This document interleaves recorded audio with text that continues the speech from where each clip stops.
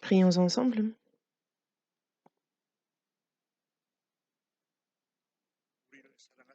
Dieu notre Père, toi qui nous aimes, toi qui es miséricordieux, Dieu, c'est en cette fin des temps que tu as fixé, et parmi beaucoup de gens dans ce monde, que tu nous as d'abord sauvés. Tu nous as séparés saintement du péché de ce monde, de la fausseté de ce monde. Seigneur, tu es avec nous et tu agis. Tu nous permets dans ton Église de te servir, de t'obéir, et tu es toujours avec nous, toujours tu nous guides. Nous te remercions pour cette grande grâce. Ce monde se remplit de corruption, devient de plus en plus méchant, et sans ton aide, Seigneur, nous ne pourrions, ce monde qui est perverti, qui est dans la tentation, nous ne pourrions que tomber. Mais Seigneur, tu te charges de notre faiblesse et par ta main miséricordieuse, tu nous soutiens. Seigneur, c'est par ta parole et par le Saint-Esprit que tu nous renouvelles, que tu nous sanctifies et que tu nous perfectionnes. Nous sommes tes enfants, Seigneur. Aide-nous à pouvoir vivre comme tel. Guide-nous pour cela. Et il y a ton Église en Corée, dans le monde entier. Seigneur, nous croyons que tu gardes et guides chacun, que chacun puisse, tous les frères et sœurs qui gardent la foi malgré les difficultés, sois avec eux. Donne-leur la grâce dont ils ont besoin et que ton Saint-Esprit les soutienne. C'est notre prière ardente à leur égard. À ceux qui sont dans la maladie, qui souffrent, à chacun de ses frères et sœurs, soutiens-les et accorde-leur la grâce qu'ils puissent rapidement être rétablis. Que la vie qu'il nous reste soit vécue pour toi, Seigneur, que cette occasion nous soit donnée et ainsi qu'à eux. En ton temps, tu nous donnes la parole dont nous avons besoin et tu nous enseignes la voie à suivre. À cette heure encore, Seigneur, donne-nous la parole dont nous avons besoin et pour la prédication de ton évangile et que l'on puisse vivre correctement au sein de ton Église. Quel genre de personnes devons-nous être par ta parole? Révèle-le-nous. Nous avons prié au nom du Seigneur Jésus-Christ. Amen. La chorale va chanter le cantique qu'elle a préparé.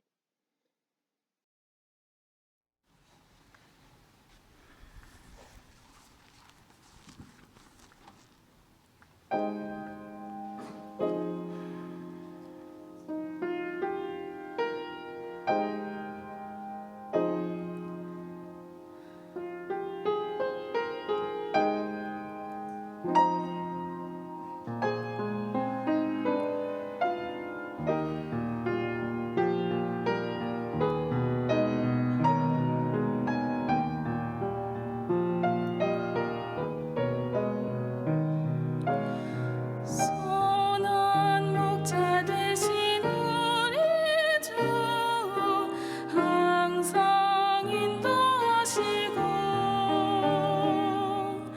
푸른 풀밭 좋은 곳에서 우리 먹여주소서.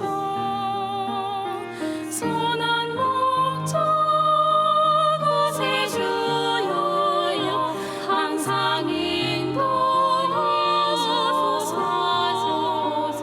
선한 목자 곳에 주여 항상 인도하소서.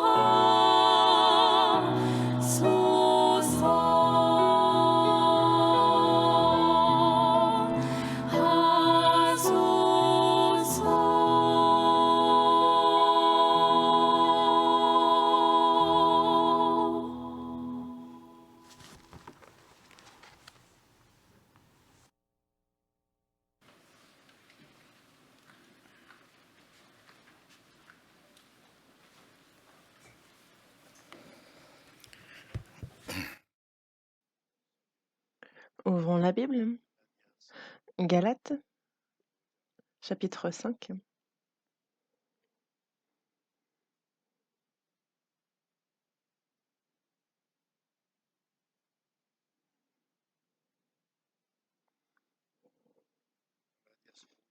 Galates, chapitre 5,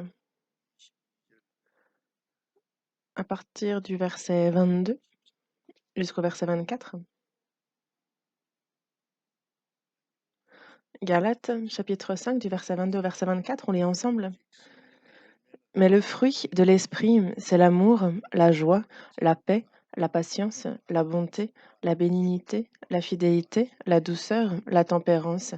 La loi n'est pas contre ces choses. Ceux qui sont à Jésus-Christ ont crucifié la chair avec ses passions et ses désirs.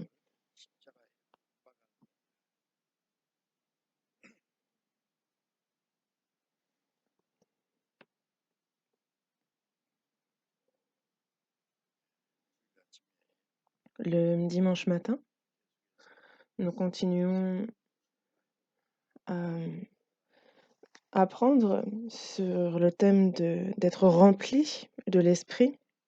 Lorsque nous sommes remplis de l'esprit, au final, alors nous en venons à porter le fruit de l'esprit. Et c'est pour cela que, concernant le fruit de l'esprit et ces 9 aspects, c'est ce que je continue d'aborder dans ces sermons. Vous vous connaissez par cœur ces fruits, n'est-ce pas, maintenant? Et c'est pas une question de seulement les connaître, mais c'est plutôt d'y réfléchir, hem, profondément et également, de se poser la question si, personnellement, moi-même, je porte le fruit de l'esprit. Il faut vérifier cela parce que le Seigneur a ses regards tournés vers nous et il souhaite que nous portions le fruit de l'esprit. Il faut porter le fruit de l'esprit pour que, cela puisse glorifier le Père et c'est pour cela que, ce sont de bons fruits que qu'on amasse dans le grenier. Avant d'entrer dans le royaume des cieux, il faut que, aux yeux de Dieu, nous puissions être de bons fruits ou qu'on en porte également de bons. Nous Concernant la tempérance, je continue donc à vous en parler. La, tempérance, qu'est-ce que c'est? J'ai l'impression de ne pas y avoir, réfléchi, profondément auparavant, et donc oui, je me rends compte que je n'avais pas approfondi la question auparavant, mais justement concernant ce 9e aspect du fruit de l'esprit, je prends le temps et en approfondissant un peu l'étude de ce terme-là, je me rends compte qu'il y a donc vraiment beaucoup de questions, de problèmes que pose la tempérance et les chrétiens,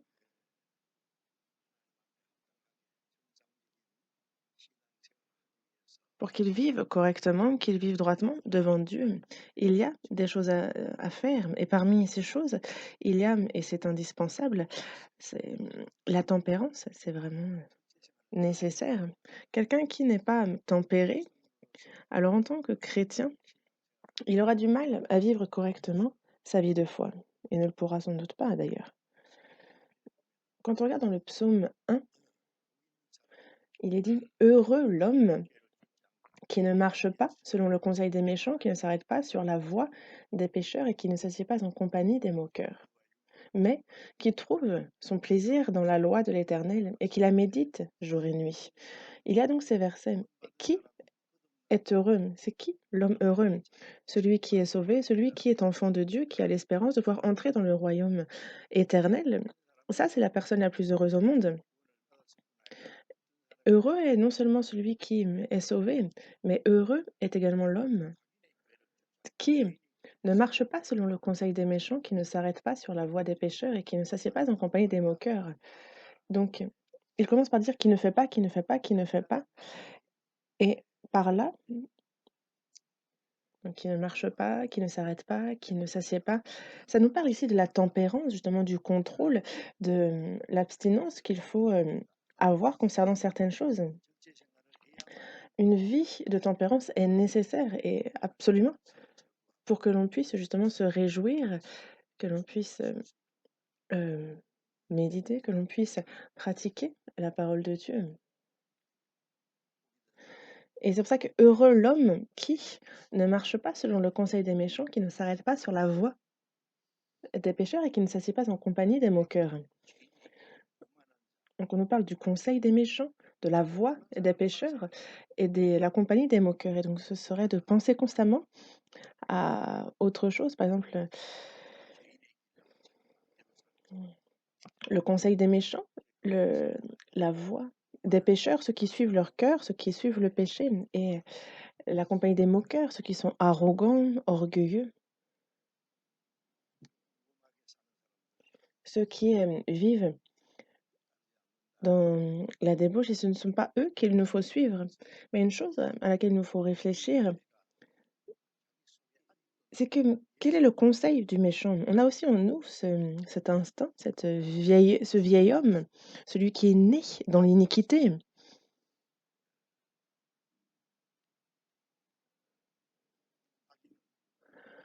Les méchants, justement, en fait, c'est dès la naissance, en fait, que eux sont menteurs et qu'ils sont sur les mauvaises voies. Parce que nous avons encore ce vieil homme, cet ancien tempérament. Nous sommes sauvés, mais que ce soit notre cœur ou notre vie, ils ne sont pas encore complètement changés. Il y a le Saint-Esprit dans ceux qui sont sauvés et il transforme donc chaque jour notre cœur, notre vie. Et c'est pour cela que le conseil des méchants, il y a encore ceux qui sont dans les convoitises de leur chair, dans la pensée de la chair. Alors on sait que pourtant, justement, le, la convoitise de la chair, elle ne peut pas suivre la voie de Dieu et elle ne nous épouse pas. Il y a ceux qui disent croire en Dieu, mais il y a cette ancienne nature, justement, ce conseil des méchants qui par contre nous pousse à ne pas suivre la voie de Dieu, mais à vivre comme bon nous semble. Parce que nous étions tous des brebis errantes, on suivait notre propre voie auparavant. Et donc il faudrait suivre le berger, mais il y a ceux qui suivent leur propre voie, ce qu'ils ont envie de faire. Et après le salut, il y a encore donc ce conseil des méchants, il y a encore justement cette convoitise qui nous y pousse. Et il y a aussi justement la voie des pécheurs que l'on continue à suivre, et la compagnie des moqueurs, ceux qui sont orgueilleux, ceux qui sont justement remplis d'arrogance. Et ce n'est pas en compagnie de ces hommes-là qu'il faut se trouver. Il ne faut pas s'asseoir en compagnie de ces hommes-là, il ne faut pas marcher selon le conseil des méchants, ni s'arrêter sur la voie des pécheurs. Et ça, c'est donc un combat contre soi-même. Et dans la première épître de Pierre, il est bien dit qu'il nous faut, comme étrangers et voyageurs sur la terre, nous abstenir des convoitises charnelles qui font la guerre à l'homme. Nous avons en nous le Saint-Esprit, mais il y a la convoitise de la chair qui lutte, qui combat justement l'esprit. Donc il y a il y a justement cette lutte, il y a cette guerre à l'intérieur. Et c'est pour ça que l'apôtre Paul l'a bien dit que il, il assouvit, il assujettit son corps chaque jour. Et c'est en ça la tempérance. Parce que tous ceux qui combattent s'imposent toute espèce d'abstinence. Et c'est pour ça que nous, dans notre vie, il y a tellement de, de fois où il faut faire preuve de tempérance. Il y a beaucoup de choses à contrôler, à limiter, des choses qu'il ne nous faut pas faire. Il y a tellement de choses. Et ce, chaque jour, en tout temps, chaque instant, chaque seconde. Donc il faut savoir que ces choses existent. Et c'est pour cela que je continue de vous parler de la tempérance. Parce que si on connaît par cœur à quoi ça sert, il faut pratiquer. Parce que justement, c'est se tromper soi-même que d'écouter, mais de ne pas pratiquer. C'est se tromper soi-même. Connaître et ne pas pratiquer, c'est être orgueilleux, c'est être arrogant. Et c'est pour cela que concernant la tempérance, le dimanche dernier, Je ne sais pas si vous vous souvenez de ce dont on a parlé, mais parce que certains écoutent et plusieurs jours après, ont déjà tout oublié. Mais, justement, il faut voir quel est le rapport entre, la parole et moi-même et certains peuvent ne pas prendre le temps d'y réfléchir profondément, mais, dimanche dernier, je vous parlais donc de la tempérance encore et de quoi il faut s'abstenir, de ces choses donc de cette, convoitise sexuelle qu'on peut avoir et qu'il faut absolument contrôler à tous instants, de ce qui,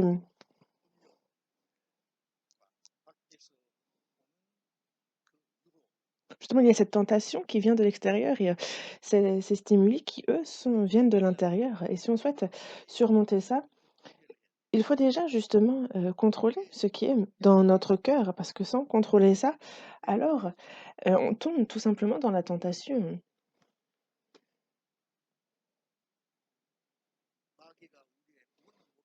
Le diable ne peut nous prendre notre salut, mais il peut à tout instant faire tomber les chrétiens, faire en sorte que le chrétien échoue dans sa vie de foi,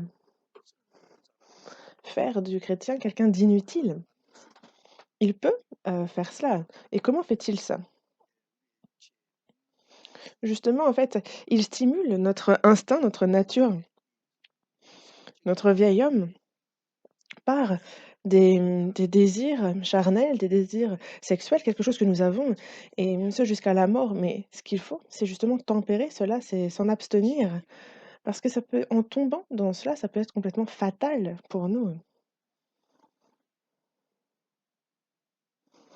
et il y a d'autres choses pour lesquelles il faut vis-à-vis desquelles il faut être tempéré. C'est ce cœur qui cherche à s'élever, mais ce cœur orgueilleux. Jésus a bien dit: «Je suis doux et humble de cœur». Lui-même est doux et donc si on souhaite le suivre, lui qui est doux, il faut, qu'on apprenne de lui chaque jour. Il faut prendre son joug, recevoir ses instructions. Mais par nature, notre, chair cherche justement à s'élever par rapport aux autres, cherche à diriger. On a cet instinct, en fait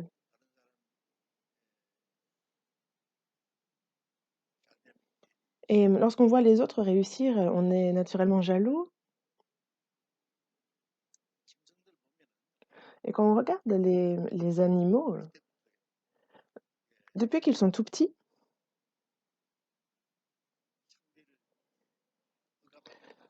il y a cette nature à vouloir aussi justement prendre le dessus sur l'autre, même quand ils jouent, ils jouent à se bagarrer.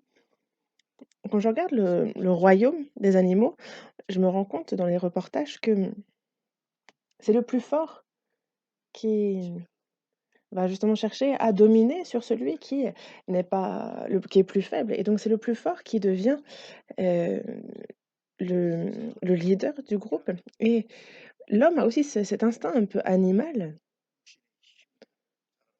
de vouloir se vanter de sa force charnelle ou lorsque la personne a des connaissances, de vouloir, dominer sur ceux qui en auraient moins ou, les riches sur les pauvres ou ceux qui ont autorité sur ceux qui n'en ont pas et ça, c'est l'orgueil, ça vient de ce cœur qui instinctivement veut s'élever et on a tous en nous ce cœur et c'est pour ça que il faut bien tempérer ce cœur orgueilleux. Dans Matthieu, chapitre, 23, verset 11, il est dit que on voit que dans ce monde, en fait, ceux qui ont, le pouvoir, ils cherchent à en abuser vis-à-vis des autres, mais ce n'est pas le cas parmi nous.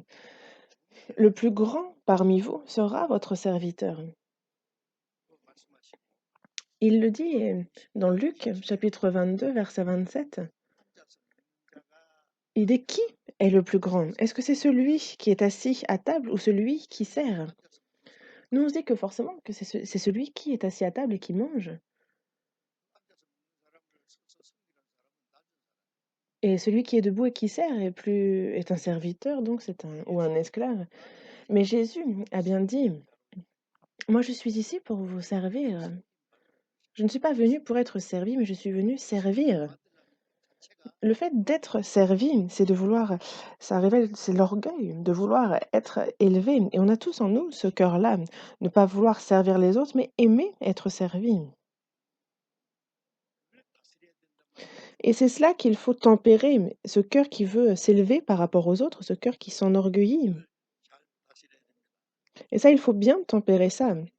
Dans Jacques, chapitre 4, nous avions vu que il nous accorde une grâce plus excellente. Nous avons reçu la grâce du salut, cette très, très grande grâce et après cela, Dieu continue de justement de nous donner parce qu'on a il nous a donné tout, on a la plénitude en lui, mais il nous donne grâce pour grâce. Et il dit bien que justement, en fait, il, celui qui est orgueilleux, justement, ne va pas il va être abaissé et c'est comme celui qui est humble, lui, c'est comme lorsque l'eau coule, elle coule d'en haut vers le bas, il faut s'humilier pour recevoir la grâce et donc on voit que l'humilité est vraiment très importante. Parce qu'on voit dans Proverbes, chapitre 18, verset 12, que avant la ruine, le cœur de l'homme s'élève, mais l'humilité précède la gloire. Et il faut toujours qu'on y réfléchisse, nous aussi, à, à ces versets. Et donc, ce cœur orgueilleux qui cherche à s'élever, il faut le tempérer, pour se demandant, mais qui suis-je? Enfin, qui est-ce que je suis pour faire ça? Regardez l'apôtre Paul, combien il était grand, combien il a été utilisé. Et Moïse, dans l'Ancien Testament, est certainement peut-être le plus grand. Mais est-ce qu'il y a plus doux que Moïse? Moïse était au départ très orgueilleux, il n'était pas du tout doux.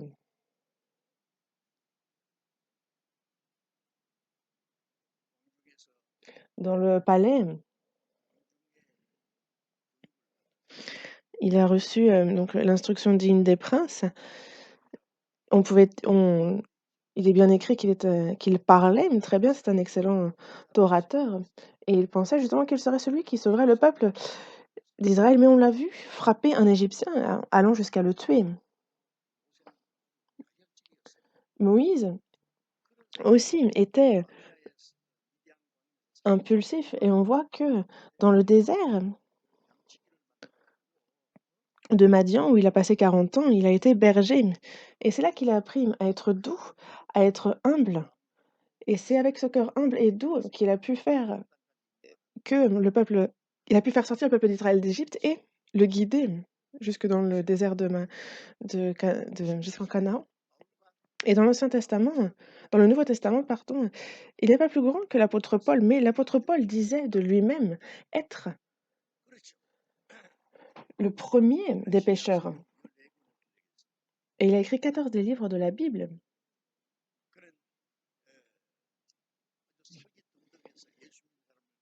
Et lui, justement, attrapait tous ceux qui croyaient à Jésus pour les, pour les frapper. Et on voit que, justement, c'est sur la route que Jésus a fait qu'il se convertisse. Et après, il rend ce genre de témoignage. Il dit, les pécheurs dont je suis le premier, moi qui suis le moindre de tous les saints, il dit, je suis le moindre des apôtres, je ne suis pas digne d'être appelé apôtre parce que j'ai persécuté l'Église de Dieu, mais par la grâce de Dieu, je suis ce que je suis. Il était vraiment humble.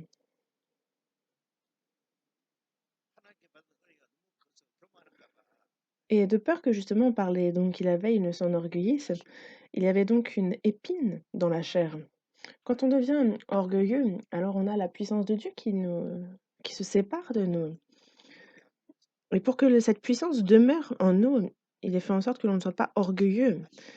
Et c'est pour ça que dans le cas de l'apôtre Paul, il y a une épine qui lui a été mise dans sa chair.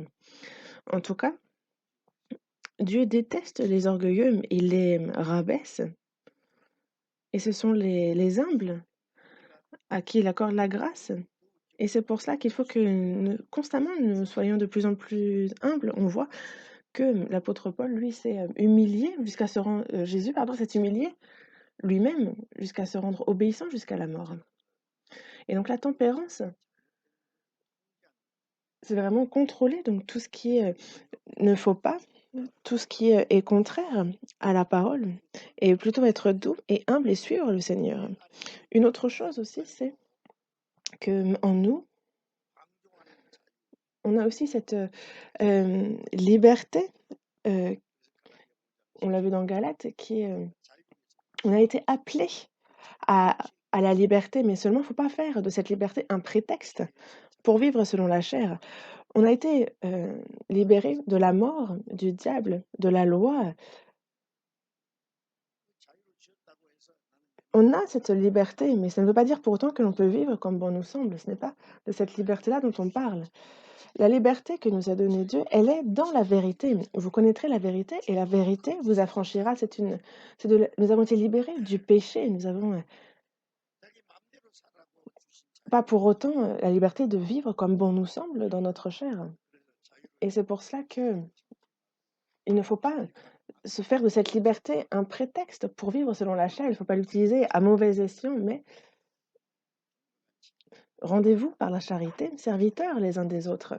Donc, avoir cette attitude pour servir les uns les autres. Et justement, cette espèce de libertinage, c'est vraiment en fait de vouloir faire comme bon nous semble. On écoute la parole et on a à cœur de vivre selon la parole, mais il y a ceux qui ne veulent pas, qui disent non, je vais vivre comme bon me semble, ne m'en empêche pas.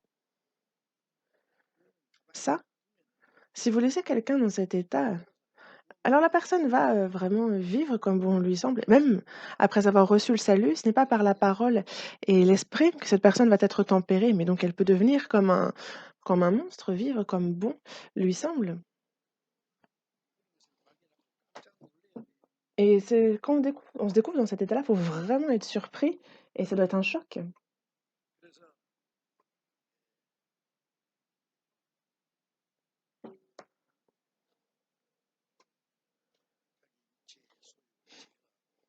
Et c'est pour ça qu'il faut, être dans la tempérance vis-à-vis des convoitises de la chair, ça, c'est nécessaire. Dans la première épître aux Corinthiens, chapitre 10, verset 32, il est dit: «Ne soyez en scandale ni aux Grecs, ni aux Juifs, ni à l'Église de Dieu».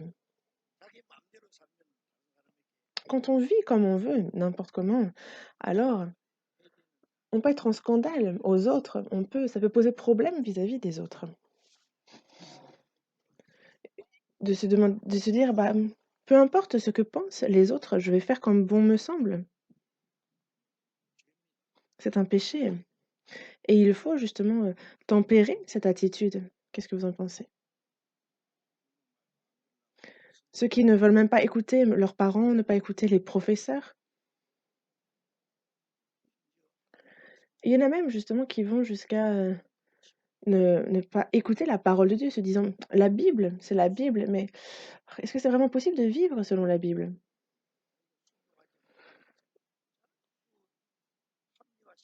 Et en fait, ils essayent de se trouver des prétextes, ils essayent de se raisonner vis-à-vis de la parole. Mais c'est quelque chose qu'il faut tempérer. Et on a cette nature, paresseuse aussi. C'est un péché que la paresse. Lorsqu'on dit justement, serviteur méchant et paresseux, il est bien dit qu'il est méchant et paresseux ce serviteur. Il est dit à ce serviteur d'aller vers la fourmi, pour ceux qui sont paresseux, de considérer ses voies et de devenir sage. Et est-ce que vous pensez vraiment que donc l'homme qui a été fait à l'image de Dieu doit aller vers la fourmi pour qu'il apprenne justement, que le paresseux apprenne de la fourmi en considérant les voies et on peut devenir sage en observant la fourmi.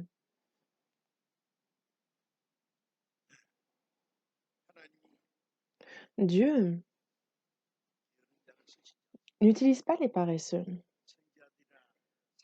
Que ce soit les prophètes, que ce soit les apôtres, il n'a pas choisi parmi ceux qui étaient en train de vaquer, à leurs occupations, non, mais il a pris parmi ceux qui, gardait les troupeaux avec zèle, même parmi les prophètes. C'est parmi ceux qui étaient, zélés dans leur travail, que ce soit dans l'agriculture, que ce soit dans la pêche, que ce soit quoi qu'ils fassent, quand ils étaient diligents. Matthieu était, hem, justement en train de faire ses calculs en tant que publicain. En fait, il était, zélé dans la tâche qui lui était confiée. Il n'était pas, paresseux en train de vaquer ici et là. Dieu n'utilise pas les paresseux. Même le diable ne les utilise pas. Alors que vous voyez combien le diable lui-même ne se repose pas, il, rôde ici et là. Et c'est pour ça. Il y a toutes ces mauvaises choses en nous qu'il nous faut, changer, et c'est une à une que justement, par la tempérance, c'est ça, on s'en abstient, on les enlève. En apprenant la Bible, on voit que ceux qui sont malades, ils, suivent, avec l'ordonnance du médecin, ils vont prendre les médicaments selon les prescriptions, et petit à petit, ça va donc aller mieux. Et nous, c'est pareil. La parole n'a que du bon. Et nous, concernant la tempérance, c'est ne pas faire ce qu'il ne faut pas faire, et aussi faire ce qu'il faut faire si c'est bien et ça correspond à la volonté de Dieu. Et donc,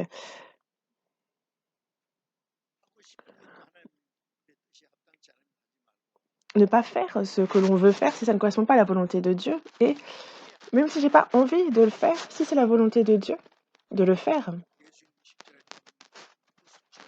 Regardez Jésus sur la croix. Est-ce que vous pensez qu'il a apprécié de souffrir ainsi? Il a demandé à ce que cette coupe, qu'il n'ait pas à la boire. Il a la même chair que nous, il a souffert comme nous, mais il a dit toutefois que non pas selon ma volonté, mais selon ta volonté.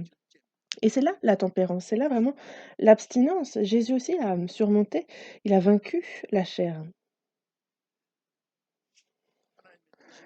Si c'est la volonté de Dieu, alors quelle que soit la souffrance, quelle que soit l'épreuve, il faut que l'on se réjouisse de pouvoir justement tempérer notre volonté et de faire celle de Dieu. Aujourd'hui, un autre point que j'aimerais aborder, c'est concernant l'appétit. Et c'est un instinct que l'on a dans notre chair, le fait de vouloir manger, d'avoir l'appétit, manger, boire. C'est nécessaire d'ailleurs pour notre chair, c'est instinctif, c'est un désir, un besoin de notre chair. Mais concernant le manger et le boire, il faut s'abstenir aussi. Vous n'y pensez pas vraiment, n'est-ce pas? Vous mangez ce que vous avez envie de manger, si vous n'avez pas envie de manger, vous ne mangez pas.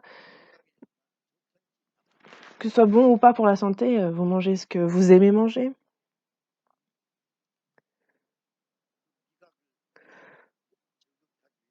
Vous essayez de prendre plaisir justement, de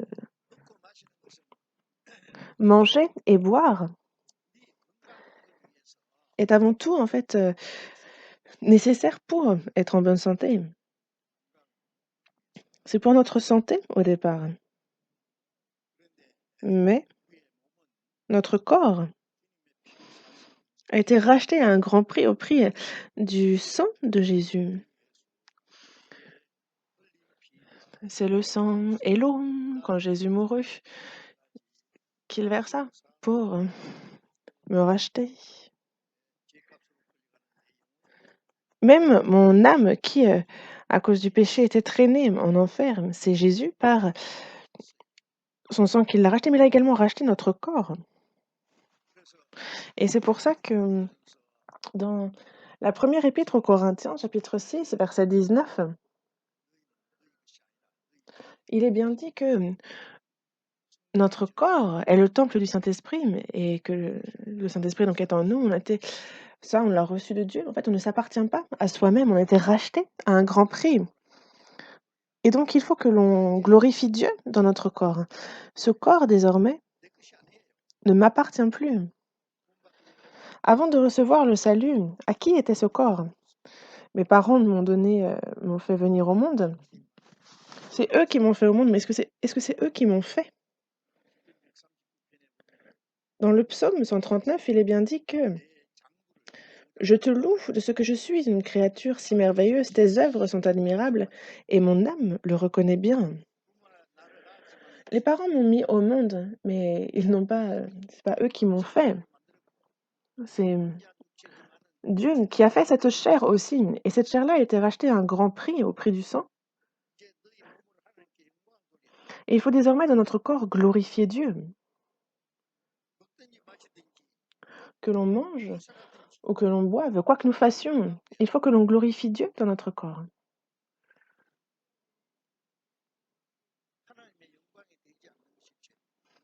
Tout ce qui ne glorifie pas Dieu est péché. Car tous sont péchés et sont privés de la gloire de Dieu. Tout ce qui ne glorifie pas Dieu est péché.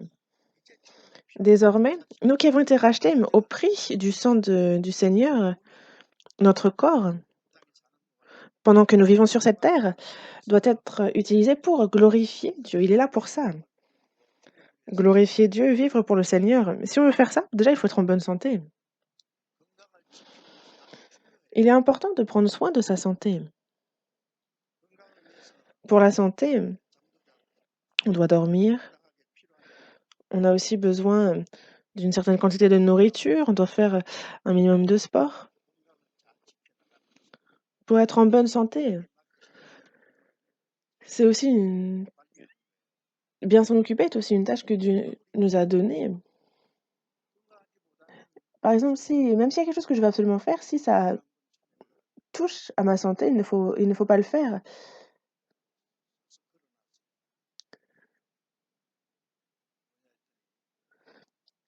Et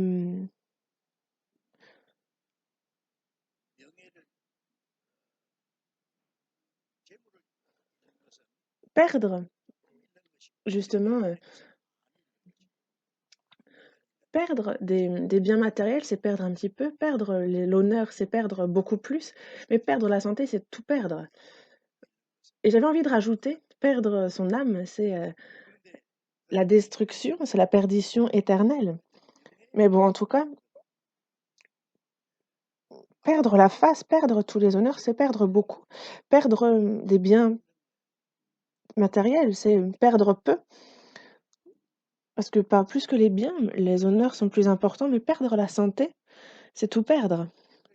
On peut avoir les honneurs, on peut avoir les moyens, mais si on n'a pas la santé, si on est malade, à quoi cela sert? Donc on a besoin d'être en bonne santé et il faut aussi en prendre soin donc. Mais la santé, il est dit qu'il faut en prendre soin quand on est en bonne santé.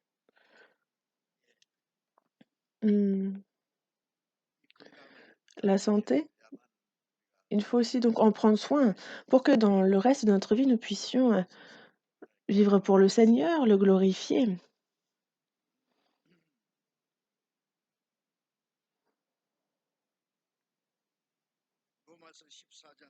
Dans Romains chapitre 14, verset 6, il est dit que celui qui mange, c'est pour le Seigneur qu'il mange. Et celui qui ne mange pas, c'est pour le Seigneur qu'il ne mange pas, et il rend grâce à Dieu. Il arrive qu'il faille manger et d'autres où il ne faut pas manger. Pour garder la santé, pour Dieu.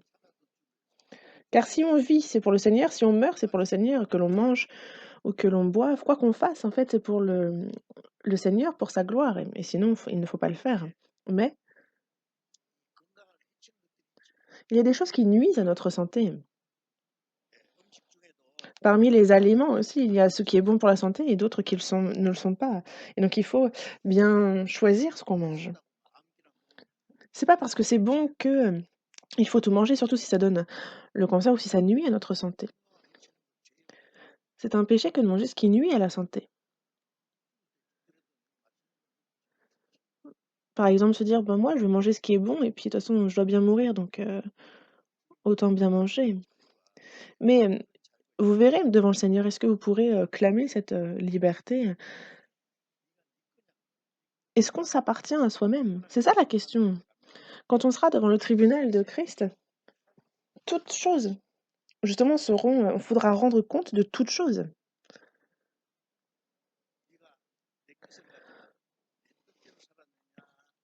Justement, il nous demandera: «Est-ce que tu as vécu comme bon te semblait ou alors est-ce que tu as utilisé ce que je t'ai donné pour, mon œuvre?»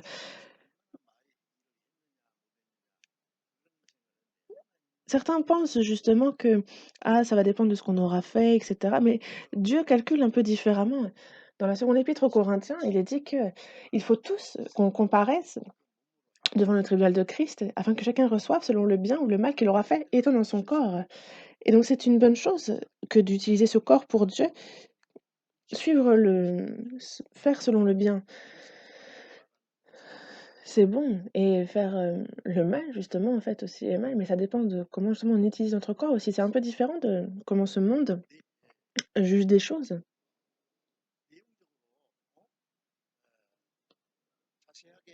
Mais la question est de se demander justement en quoi ça consiste de vivre pour le Seigneur si on entre en détail? En quoi c'est quoi le précisément? Nous, on mange, on boit et ces choses-là aussi,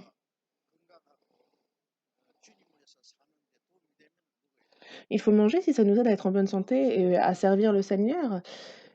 Mais si on mange et que ça nuit à la santé ou que ce n'est pas, bon pour, le Seigneur, alors il ne faut pas manger ça, parce que ce serait péché.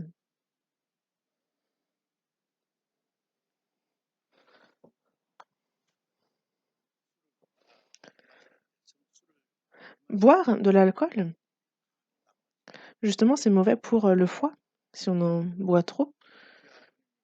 Mon père, dans le temps,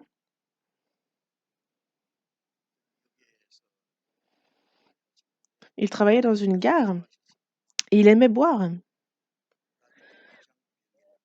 et il a eu une maladie des intestins et il en a beaucoup souffert et son estomac s'est complètement aussi, détraqué,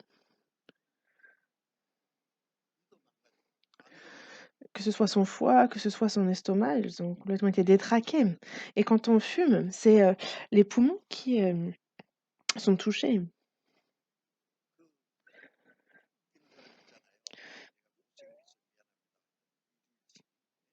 Et il y en a justement et que c'est assez drôle, mais ils disent justement: «Je suis désolé, je ne suis pas beau». Il y a donc, une personne qui est morte il y a pas longtemps et cette personne, donc c'était une blague très connue à l'époque, il disait: «Ne fumez pas!» parce qu'il disait que lui a trop fumé et que justement il est mort, heu, parce que ses poumons étaient détraqués et tout en sachant que ça nuit à la santé, que c'est mauvais. Certains disent que dans la Bible, il n'est pas marqué qu'il ne faut pas fumer. À l'époque, il n'y avait pas de cigarettes et s'il y en avait eu, ils n'auraient pas seulement dit de ne pas boire, mais ils auraient dit aussi de ne pas fumer, je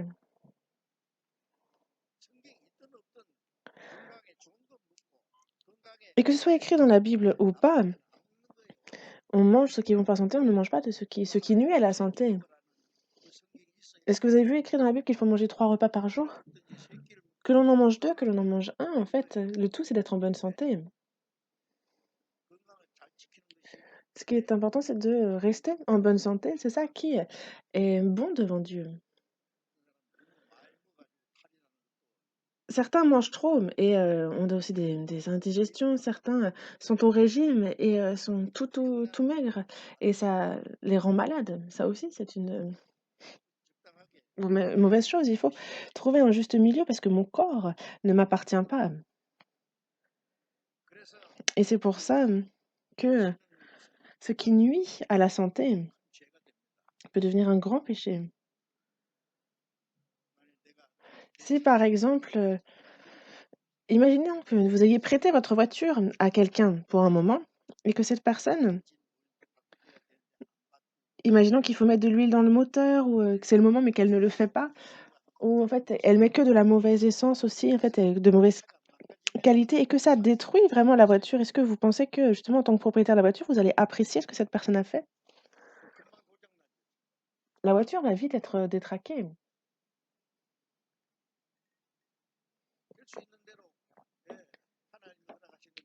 et il faut selon ce que vivre c'est Dieu qui accorde, vivre longtemps ou pas, mais on a beaucoup à faire, n'est-ce pas? Et c'est pour ça que Quand je quand je salue, en fait, j'ai tendance à dire justement: «Bah, soyez en bonne santé, vivez longtemps» et justement, en fait, dans ma région, on a tendance à dire: «Beh, quoi qu'il arrive, vivez longtemps, quoi qu'il arrive, soyez en bonne santé». Je pense que c'est, justement une sorte d'humour, mais non, en fait, c'est ce qu'on souhaite vraiment à la personne parce qu'il y a tellement à faire sur cette terre et moi-même, je suis, en pleine forme.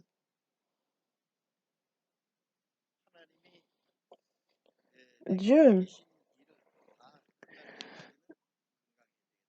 je me suis dit qu'il faut que je sois en bonne santé jusqu'à ce que Dieu ait accompli à travers moi tout ce qu'il veut accomplir, mais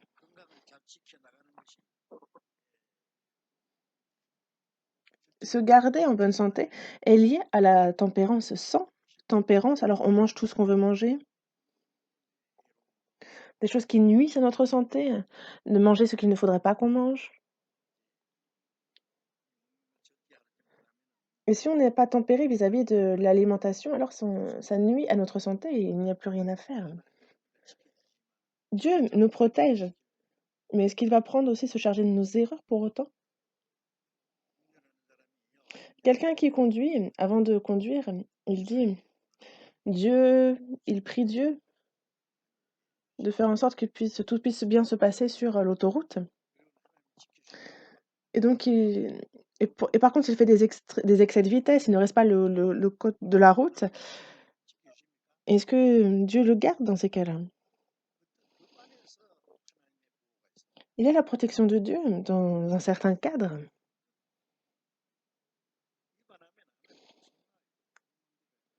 La personne qui ne respecte pas le code de la route, Dieu aussi la laisse, à son sort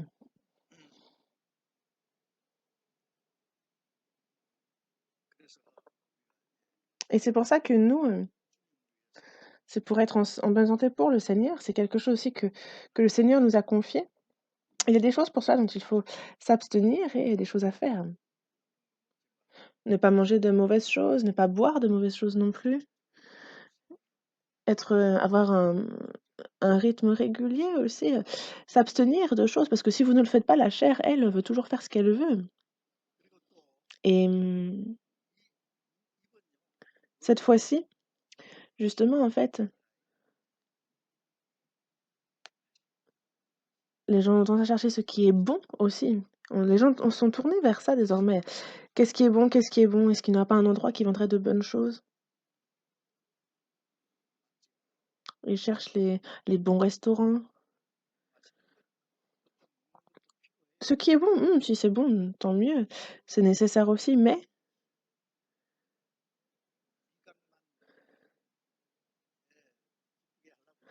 si on cherche seulement qu'à réjouir la langue, justement, déjà ça coûte cher, n'est-ce pas? Ça demande beaucoup d'argent, plus que nécessaire. Il suffit de manger pour rester en bonne santé. Dans ce monde,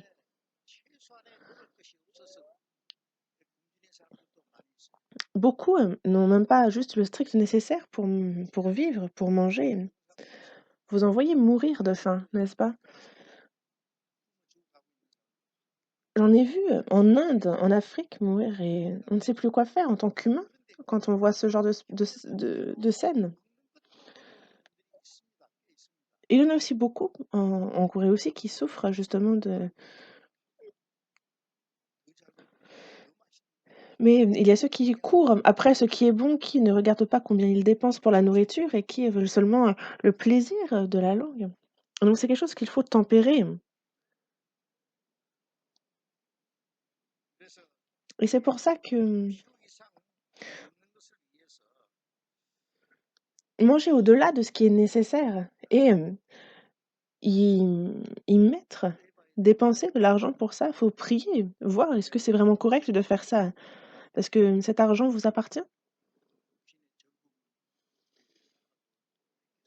Est-ce que cet argent nous a été confié pour, qu'on prenne plaisir dans la chair concernant ce qui est à manger?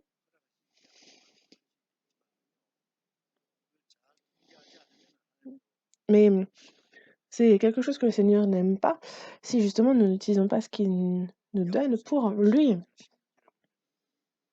Dans Jacques, chapitre 2, il est bien dit que Il y a donc, la nourriture pour chaque jour. Et il y a ceux qui parmi les frères et sœurs qui sont nus, qui manquent de cette nourriture pour chaque jour et il faut les aider. Parce que justement si, vous leur dites: «Allez en paix, chauffez-vous et rassasiez-vous» et que vous ne leur donnez pas ce qui est nécessaire au corps, à quoi cela sert-il? Leur donner de quoi manger, de quoi boire, prendre soin d'eux comme, ils prennent soin de nous. Mais il y en a qui ne font que parler en disant: allez en paix, chauffez-vous». Il faut donc sans rien leur donner, enfin on ne peut pas juste parler, il faut justement c'est leur dire, de certes de se chauffer, mais avoir aussi de quoi faire qu'ils se chauffent, qu'ils puissent manger. C'est comme dans la première épître de Jean, chapitre 3. Si quelqu'un possède les biens du monde et que, voyant son frère dans le besoin, il lui ferme ses entrailles, alors comment l'amour de Dieu peut-il demeurer en lui? Il faut pas seulement, aimer en parole et avec la langue, mais en action et avec vérité. Et pour ça, on a besoin de se contrôler, on a besoin de la tempérance. Parce que si on fait tout ce qu'on veut et qu'après,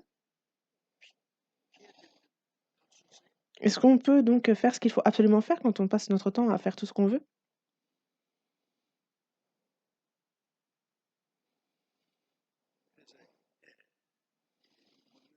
Et c'est pour ça que concernant le fait de manger, il est nécessaire de se tempérer aussi.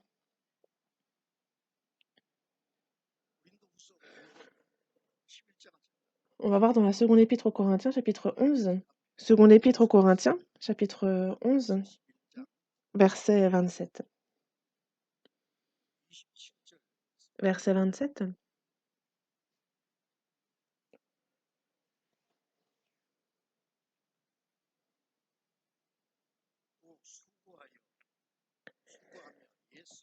J'ai été dans le travail et dans la peine exposé à de nombreuses veilles, à la faim et à la soif, à des jeûnes multipliés, au froid et à la nudité.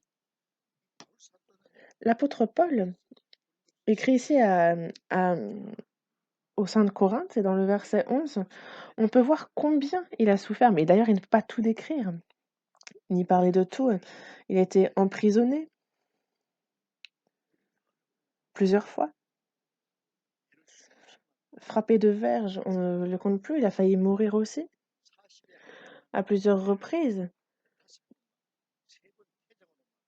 Il a été lapidé aussi. Il en est mort. Il est revenu à la vie après. C'est à 3 reprises qui justement il a été aussi, en péril sur les mers. Il était en péril parmi les faux frères, en péril parmi les païens, en péril, sur la terre, en péril sur les mers. Il a toujours, souffert et il était dans quand on regarde l'apôtre Paul, il évangélisait en même temps qu'il travaille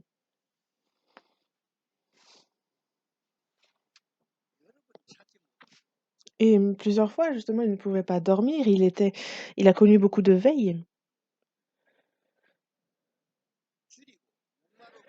Il avait faim, soif, plusieurs fois il a dû faire, des jeûnes, il était nu, il ne pouvait pas dormir, manger. Il était dans la faim, dans le froid, dans la nudité et cette année, en fait donc il y avait en Chine un séminaire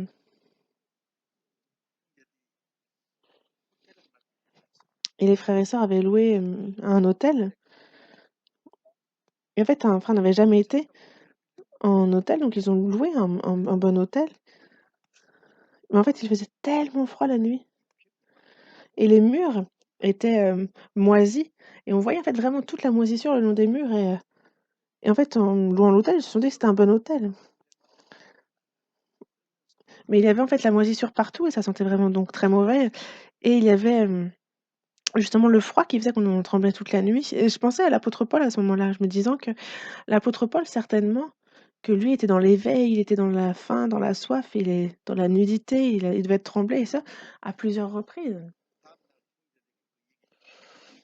En fait, j'en ai parlé au frère le lendemain et donc on a changé d'hôtel et en fait, c'était pas un hôtel aussi cher, mais il était bien mieux d'ailleurs.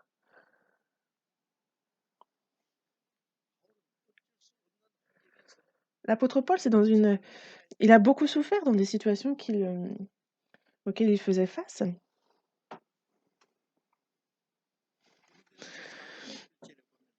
Dans la première épître aux Corinthiens, chapitre 4, il dit bien que, justement, jusqu'à cette heure, nous souffrons la faim, la soif, la nudité, nous sommes maltraités, errants çà et là. Nous souffrons la faim, la soif, la nudité. Lui qui est un remarquable apôtre ne s'est plaint de rien. Il a souffert en tant qu'apôtre et il n'a pas attendu à être bien accueilli, il ne s'est pas attendu à quoi que ce soit. Dans Matthieu chapitre 12, verset 1, c'est donc, on voit que Jésus traverse des champs de blé un jour de sabbat. En fait, il y a ses disciples qui ont faim à ce moment-là. Et donc, justement, en fait, les disciples et Jésus ont tellement souffert, en fait, justement, il leur est arrivé de dormir avec Jésus en ayant pour à boire que la rosée. Mais ils ont vraiment aussi beaucoup souffert en suivant Jésus 3 ans et demi. Et des fois, justement, c'est la rosée qu'ils mangeaient.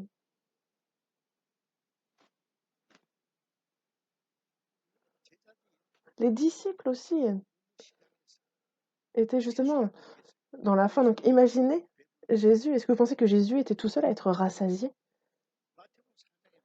Dans Matthieu, chapitre 4, on voit que Jésus a jeûné 40 jours dans le désert.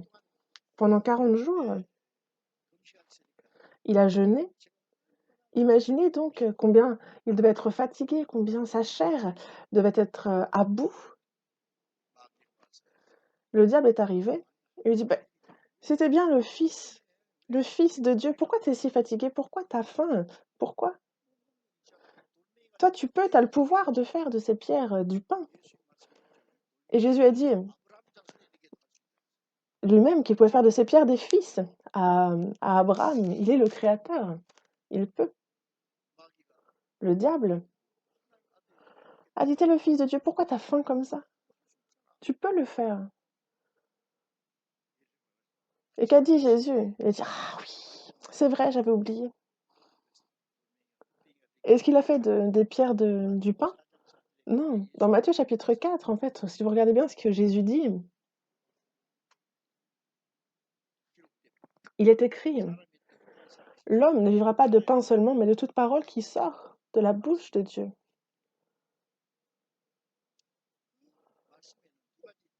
Et ce verset a deux sens. Nous connaissons le premier, le fait que nous devons manger, parce que notre chair en a besoin, mais que aussi notre âme a besoin de la parole, de l'écouter, de la lire, de la méditer. Et c'est pour ça que notre homme intérieur, chaque jour, peut être en bonne santé.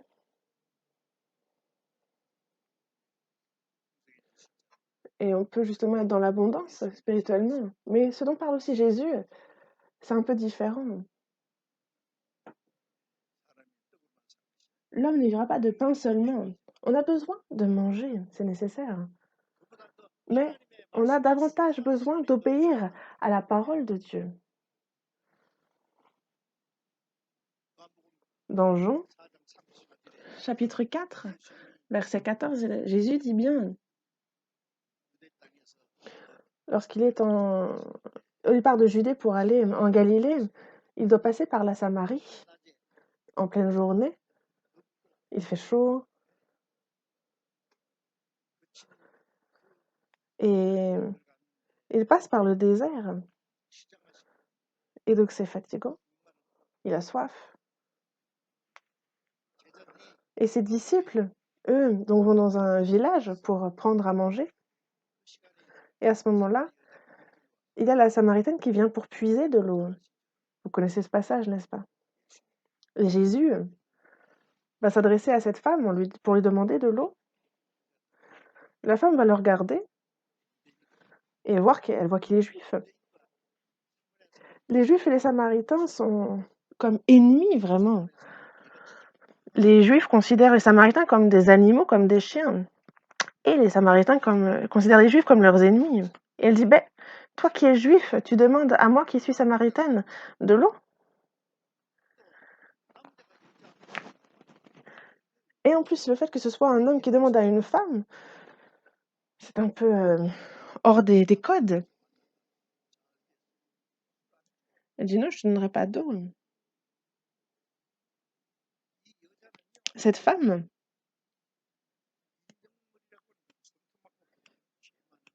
est une femme justement pleine de péchés. Elle a eu 5, 6 maris.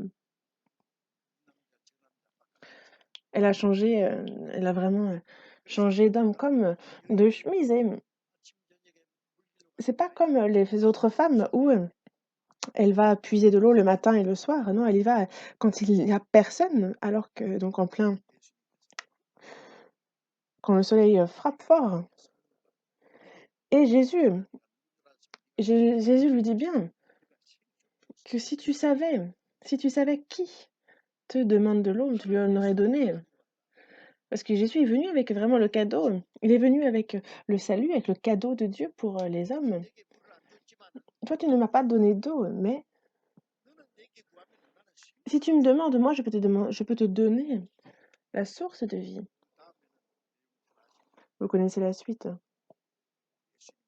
Jésus a bien dit que celui qui mangera de cette eau-là n'aura plus jamais, boira de cette eau-là n'aura plus jamais soif.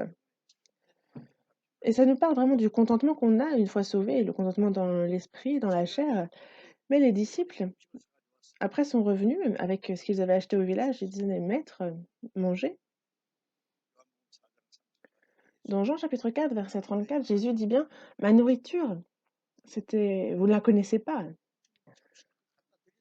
Ils disent: Est-ce qu'il a mangé autre chose? Est-ce que quelqu'un lui a apporté de quoi manger?» Non, personne ne lui a rien apporté. Cette femme ne lui a pas même donné d'eau, parce qu'elle est juste partie avec, quand elle a compris qui était Jésus, elle est partie laissant sa cruche derrière, donc il n'a ni bu ni mangé. Il n'a rien pu ni manger ni boire.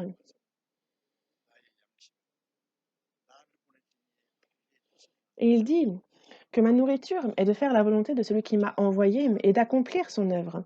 Il a soif, il a faim. Et quelqu'un qui a faim, qui a soif, veut manger rapidement, il veut boire. Mais quand on est très fatigué, quand on a faim, quand on a soif, comme Jésus, lui, il disait avoir autre chose à manger de bien plus important. Autre chose différent de ce que ses disciples lui ont apporté à manger. Il disait: «Ma nourriture. Ma nourriture est de faire la volonté de celui qui m'a envoyé et d'accueillir son œuvre. Malgré la faim, malgré la soif. Et l'homme, donc, ne vivra pas de pain seulement, mais justement Jésus qui est mort sur la croix, qui a ainsi accompli le salut. C'était ça sa nourriture, c'est ça, c'est son œuvre, c'est ça ce que lui doit accomplir.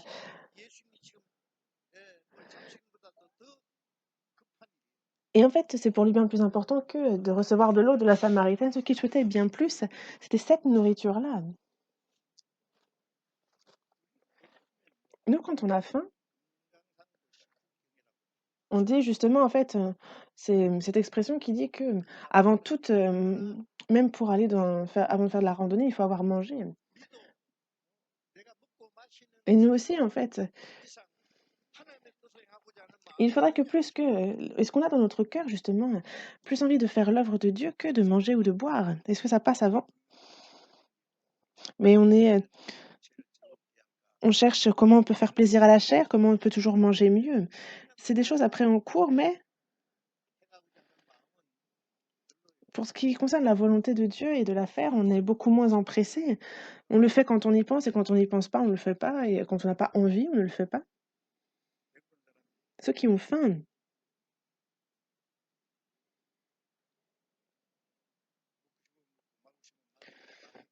est-ce qu'ils mangent, que ce qu'ils ont envie de manger? Non. Nous aussi, en fait. Il faut que certes manger, mais il y a en fait ce qu'on doit d'abord manger avant. Notre propre nourriture, c'est justement la parole de Dieu et c'est d'y obéir, de la pratiquer.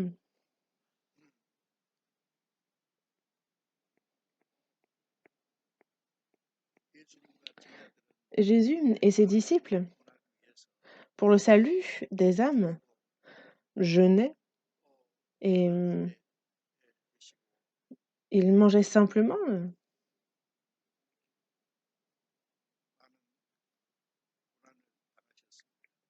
Ils ont beaucoup souffert. Et nous aussi, pour le salut de nombreuses âmes, il faut que justement on ait les bonnes priorités parce que les désirs de la chair, ce que nous demande la chair, il faut aussi tempérer ce que cette chair demande, ne pas aller au-delà de ce qui est nécessaire, ne pas faire tout ce qu'on veut, puis ensuite, est-ce que vous pensez pouvoir faire tout ce que vous voulez et tout ce que Dieu veut aussi? Non, il faut se tempérer.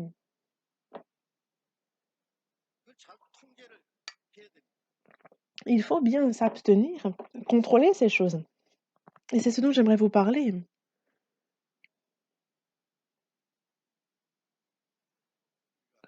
Nous, tout ce que nous avons, en fait, est-ce qu'on mange de tout ce qu'on veut? Est-ce qu'on boit tout ce qu'on veut? Alors que des âmes sont en train de périr, et donc on utilise peu pour elles et tout pour nous. Est-ce que vous pensez que Dieu, après, va vous dire que vous avez bien fait? Non.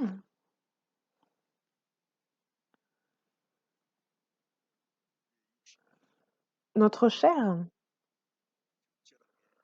il faut justement la contrôler, il faut s'abstenir, se tempérer concernant justement les désirs de cette chair, ce qu'elle demande. Dans Daniel, on va voir, Daniel chapitre 1.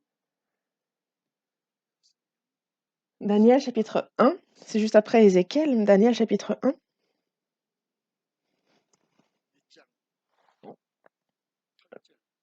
Chapitre 1, verset 8.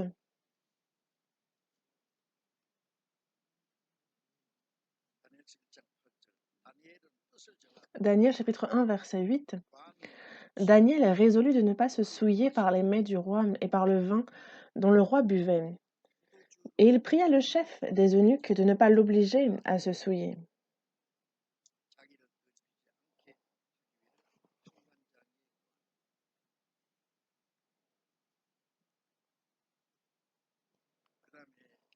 Et ensuite, verset 16,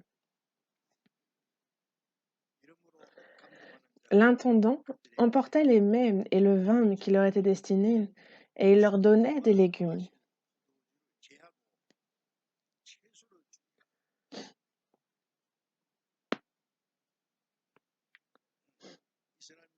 Le peuple d'Israël, à cause de la désobéissance vis-à-vis du peuple, de la parole de Dieu, ont été fait capturer, fait prisonniers à Babylone durant 70 ans. Et il y avait parmi les Juifs ceux qui étaient sages, ceux qui étaient plus intelligents ont été choisis afin que les tâches leur soient confiées. Et parmi eux, il y avait Daniel et ses trois amis, Anania, Michaël, Azaria. Daniel et ses trois amis, donc, ont été choisis pour servir le roi. Et ils étaient donc comme en formation, en fait, on les éduquait pour cette tâche. Et ils avaient donc accès aux mets du roi. Ils pouvaient manger ce que le roi mangeait. Ce qu'il y a donc de mieux. Le meilleur vin, j'imagine, est servi à table, mais ça, Daniel et ses trois amis ont refusé d'en manger. Pourquoi?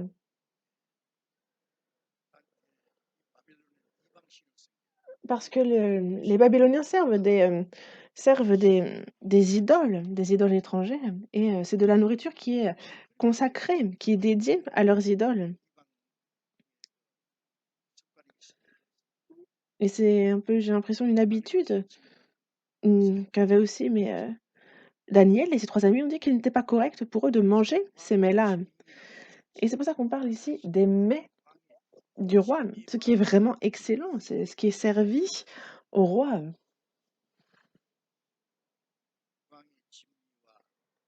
Les mets du roi et le vin.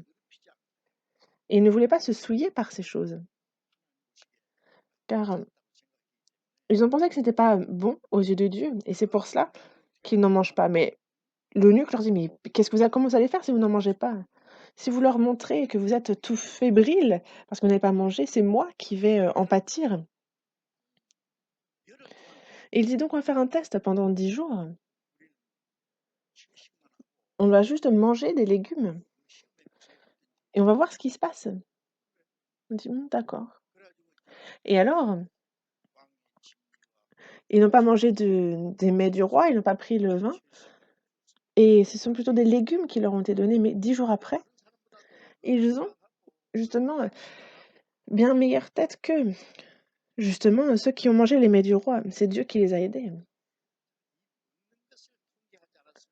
Et s'ils ne s'étaient pas, abstenus de ces mets, Dieu ne leur aurait certainement pas donné la sagesse. Concernant le faire de manger, il y a vraiment la question, il y a des moments où il faut s'abstenir. La chair veut manger du vin, les mets du roi, s'imaginant combien ça peut être bon.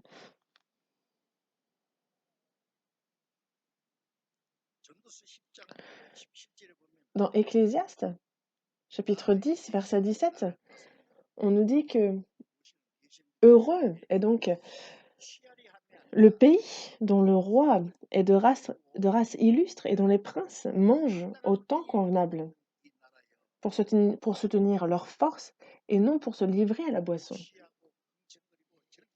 Non pas pour se livrer à la boisson pour être ivre, pour se réjouir, mais plutôt afin de, afin de soutenir leur force, car c'est quand il faut être en bonne santé pour faire la guerre aussi et gagner. Et donc, on parle ici bien de manger au temps convenable, donc de s'abstenir de ce qui n'est pas nécessaire. Nous, on nous a confié l'œuvre de Dieu.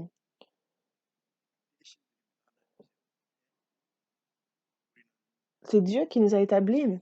Et donc, profiter de ce qui est bon, manger tout ce qu'on veut, non, ça c'est pas il ne faut pas faire cela pour soi-même, mais justement chercher à garder la santé, et c'est autant convenable donc, ni plus ni moins. Il est nécessaire d'avoir justement ce contrôle sur la nourriture et aussi pour la santé également.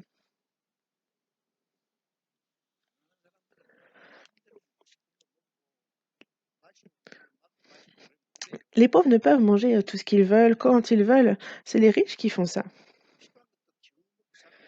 Alors qu'eux ne mangent que le strict nécessaire et encore. Une chose qu'il faut qu'on sache, c'est pas parce qu'on a beaucoup qu'il faut qu'on vive dans la débauche. On a beaucoup besoin aussi d'utiliser à bon escient ça, il y a beaucoup à faire. Et donc, c'est établir une stratégie, pardon, pour voir comment bien utiliser cet argent, pour bien l'économiser, pour qu'il puisse être utilisé, pour ce qui est bon et précieux aux yeux de Dieu. C'est là aussi la tempérance.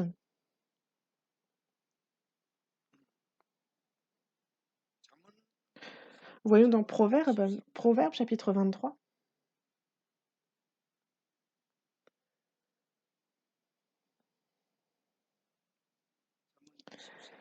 Proverbes chapitre 23, à partir du verset 1. Si tu es à table avec un grand, fais attention à ce qui est devant toi. Mets un couteau à ta gorge si tu as trop d'avidité. Ne convoite pas ces friandises, c'est un aliment trompeur.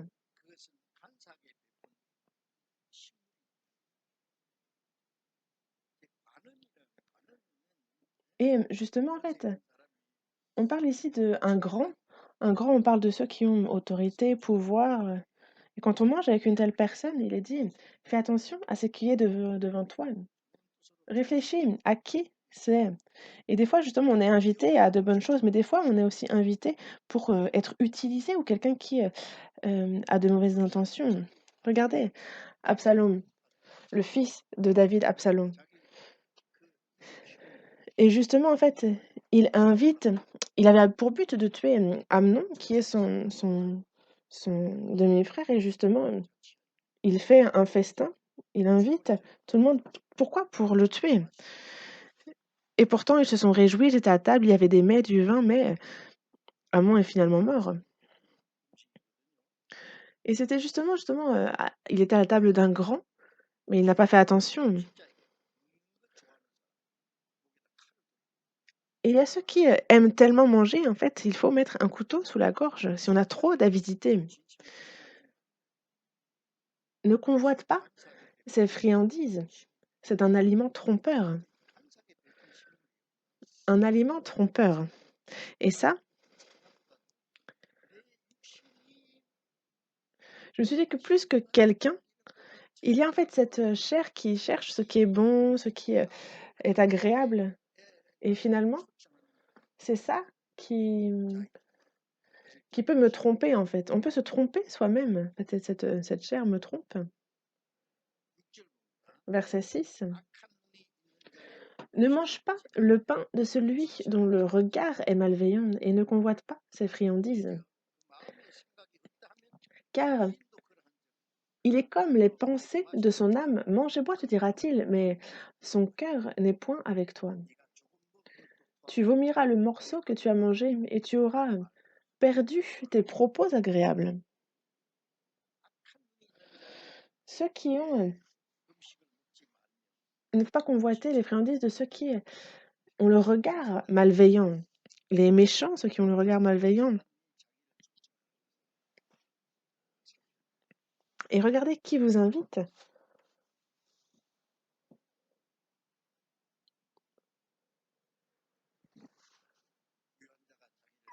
Ceux qui sont riches, vous pouvez être invité. Enfin, il peut y avoir de bonnes raisons, mais parfois les desseins sont mauvais.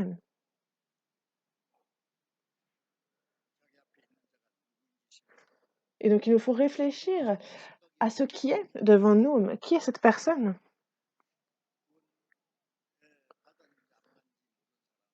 Une personne dont on ne sait pas trop si elle est sauvée ou pas, ou une personne qui est encore beaucoup dans la chair parce qu'elle a été sauvée il n'y a pas longtemps. En fait, quand on est invité par elle, on a besoin aussi d'être prudent.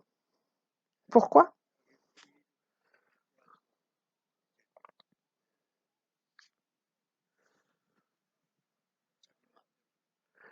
Parce qu'il y a ceux des fois qui cherchent à travers cette occasion à demander des faveurs, à justement utiliser ça. Parce que peut très bien que justement que cette personne, en fait, elle nous dit mange, mais son cœur n'est point avec nous. Donc ça, il faut bien voir. Parce que sinon, tu manges un peu et tu vomiras.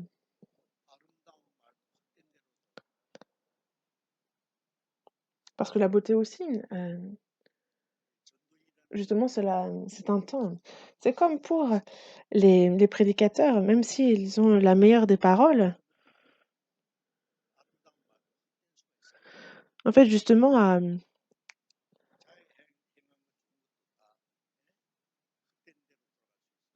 selon comment, justement, on agit, il faut être prudent parce qu'en fait, ce que finalement on fait peut devenir vain.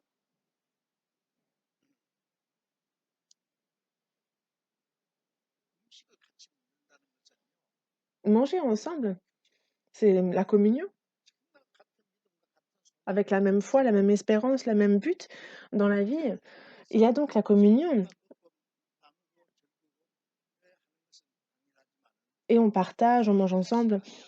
Mais il y a ceux dont le cœur n'est pas avec nous. Et là, alors ça peut être une mauvaise chose.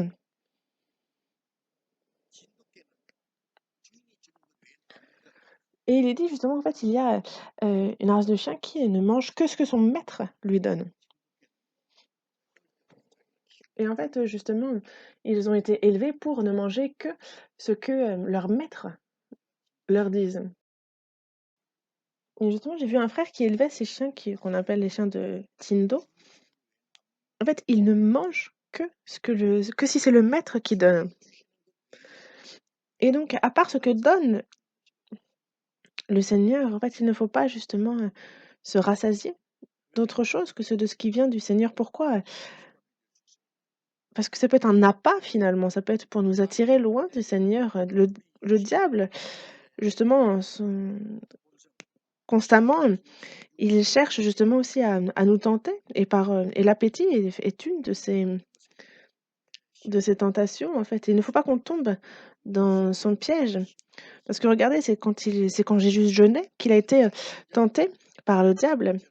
Et dans la Genèse aussi, on voit que après le déluge, il y a Noé qui a planté une vigne. Et c'était la première donc, et il a été enivré et il était complètement dénudé. Il était ivre, il s'est complètement dénudé. Et c'est Cham, son fils, qui a vu sa nudité, son ivresse, et qui a été voir Sem Japhet en disant ben, ah, papa, regardez, il est tout nu et il danse et il est ivre. Et ses deux petits frères,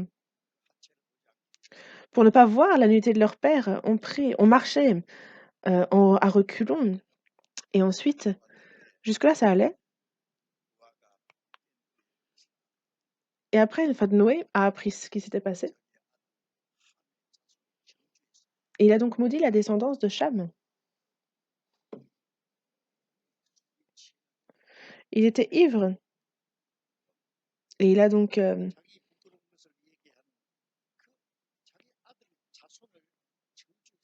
il a été jusqu'à maudire la descendance de Cham, son fils qui a vu sa nudité. Quand on est ivre, ça pose de grands problèmes. Et c'est pour ça que dans les Proverbes, chapitre 20, il est dit que le vin est moqueur et que les boissons fortes sont tumultueuses. Et en fait, justement, on s'enorgueillit en fait quand on boit des boissons fortes. Alors on devient vraiment très bruyant. C'est inimaginable et c'est comme dans Proverbes. Ah, voyons dans le chapitre 23, verset 29. Chapitre 23, Proverbes, chapitre 23, verset 29.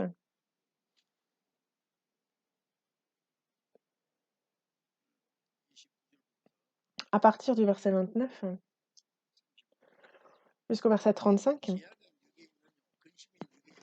Pour qui les a, pour qui les hélas, pour qui les disputes, pour qui les plaintes, pour qui les blessures sans raison, pour qui les yeux rouges, pour ceux qui s'attardent auprès du vin, pour ceux qui vont déguster du vin mêlé. Ne regarde pas le vin qui paraît d'un beau rouge, qui fait des perles dans la coupe et qui coule aisément. Déjà ici, en fait, on a 4 malheurs qui peuvent toucher, mais en fait, qui sont touchés par ces malheurs?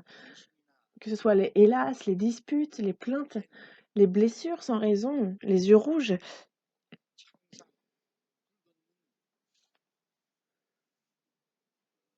Les yeux qui sont tout rouges. Ça, c'est ceux qui sont ce sont ceux qui sont dépendants de l'alcool, qui sont tombés dans l'alcool. Nous, il y a un diacre sauvé dont, dans la famille, il y a un de ses fils qui est tombé dans l'alcoolisme et qui en est mort.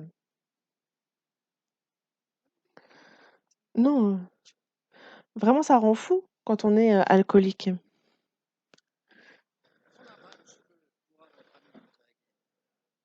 Et il est bien dit que, ensuite, il finit par mordre comme un serpent et par piquer comme un basilic. Ce vin, en fait, il paraît d'un beau rouge, c'est comme des perles dans la coupe, et il coule aisément. Et les gens disent, oh mais regardez, Dieu, il a fait la vigne, regardez Jésus, mais il a fait le vin, mais c'est pas du vin, c'est du jus de raisin, c'est différent. Et nous, quand on fait la scène, le, le vin, c'est vraiment plus proche c'est du jus de raisin. Et ça, dans le verset 32,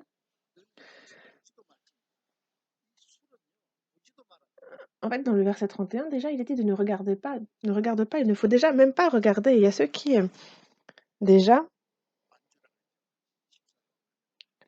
qui, se, qui prennent un verre après le repas. Et si ce n'est pas bon que cela devienne une habitude. Alors qu'il ne faut même pas le regarder. Il finit par mordre comme un serpent et par piquer comme un basilic. Tes yeux se porteront sur des étrangères et ton cœur parlera d'une manière perverse. On a donc l'alcool qui fait que ça nous pousse à avoir de mauvaises réactions, à se comporter bizarrement, en fait, à pécher, à commettre de grands péchés à cause de l'argent. Ceux qui justement, qui conduisent sous l'emprise de l'alcool et ça pose tellement de problèmes.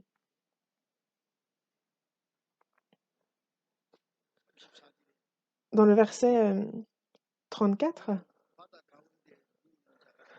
tu seras comme un homme couché au milieu de la mer, comme un homme couché sur le sommet d'un mât. Et donc, imaginez, vous êtes en pleine mer et vous êtes sur, au sommet d'un mât, ça tangue vraiment, c'est vraiment élevé. Et tes yeux se porteront sur des étrangères. Une fois qu'on est ivre, alors beaucoup commettent de péchés. Ils parlent à la légère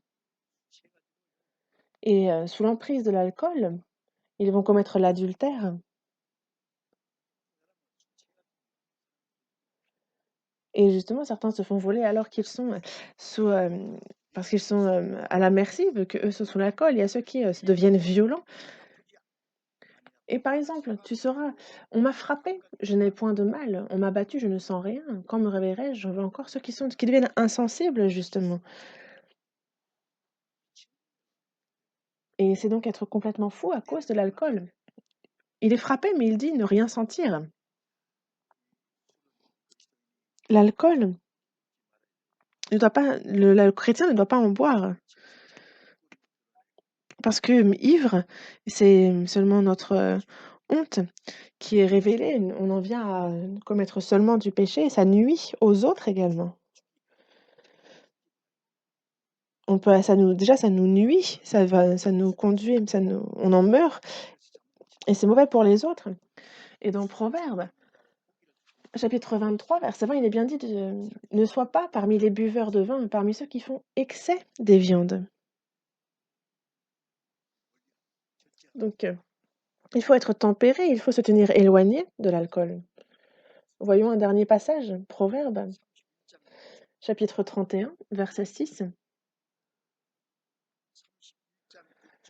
Proverbes, chapitre 31, verset 6.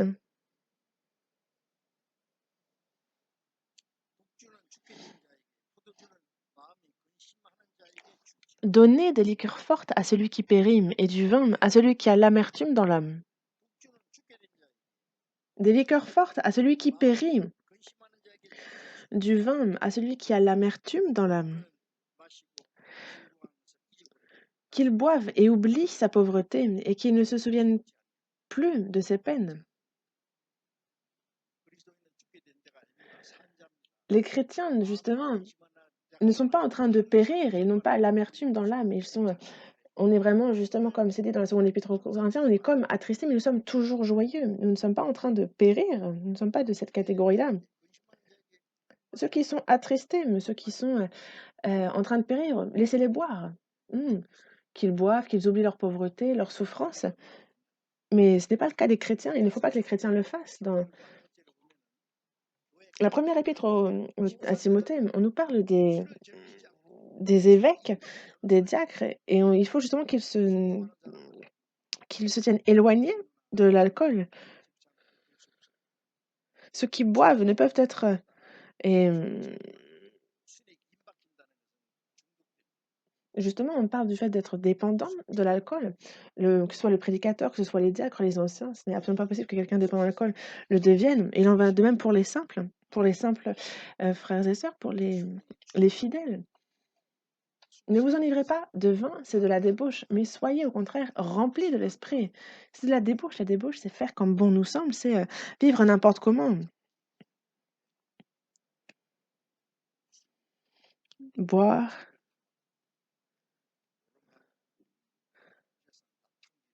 Et justement, en fait, boire, chanter, en fait et perdre complètement, dépenser, dilapider toute la fortune dans l'alcool, la débauche. Et il est bien dit plutôt, soyez au contraire remplis de l'esprit. Une personne qui est, enivrée de vin ne peut être remplie de l'esprit. Et donc concernant le fait de manger, de boire, il faut aussi être tempéré, mais s'abstenir à ce niveau-là. Compris? Vous n'y avez pas trop pensé, n'est-ce pas? Mais c'est aussi quelque chose sur lequel il faut qu'on soit tempéré et dont on sa que ce soit physiquement, que ce soit spirituellement aussi en tant que chrétien, il faut que l'on vive, droitement, qu'il faut que l'on soit pieux. Prions. Dieu notre Père, toi qui es saint,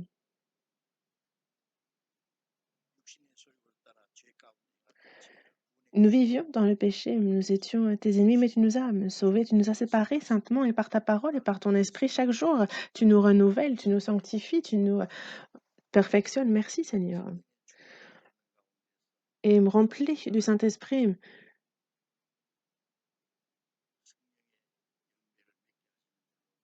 Et nous croyons que, à travers ça, tu nous aides, que tu nous fortifies. Et cette parole que nous apprenons, qu'elle puisse s'accomplir dans notre vie et que nous soyons réellement, que nous portions du fruit, que cela puisse te glorifier par la même occasion et que nous puissions être pieux dans toute notre vie de chrétien, que l'on soit séparés saintement et que l'on puisse vivre une vie de tempérance aussi, que l'on vive en tant que chrétien comme il se doit. Nous te demandons pour cela de nous guider et de nous soutenir. Nous avons prié au nom du Seigneur Jésus. Amen.